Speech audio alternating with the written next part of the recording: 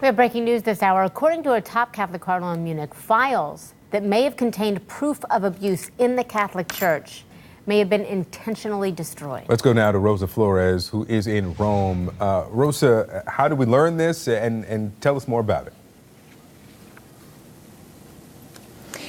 Victor and Christy, this is really a bombshell revelation because we have heard this from survivors for decades. The fact that the church had destroyed files, that they have these secret files. Well, a cardinal today, this is day 3 of a historic summit on clergy sex abuse here at the Vatican. He mentioned it in a speech.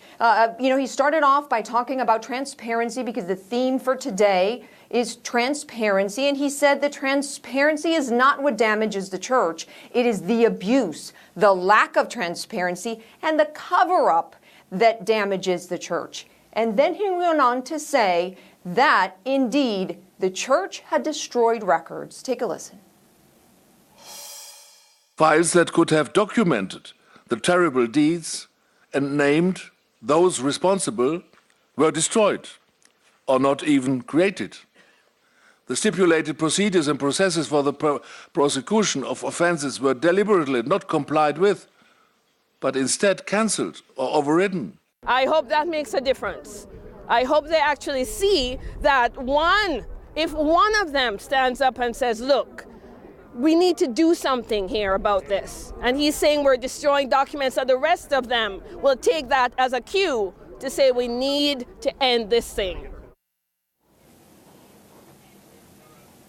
Now, one of the things that I'm very curious about is, are civil authorities listening to what is happening at the Vatican right now? Because we know that there are multiple investigations that are civil investigations, not just in the United States, but Chile and other countries across the world. In the United States specifically, we know of at least a dozen investigations at the state level. There are investigations at the local level. We know of at least 2 federal probes, one in Pennsylvania, another one in New York. And a lot of the survivors, Christy and Victor, that I've been talking to here in Rome, they tell me that they're trying to push for a full federal probe so that they can have the full force of the U.S. Department of Justice on their side to investigate this. And now with this bombshell revelation of a cardinal actually admitting that the destruction of records has occurred, they're all very curious if this is going to have an impact.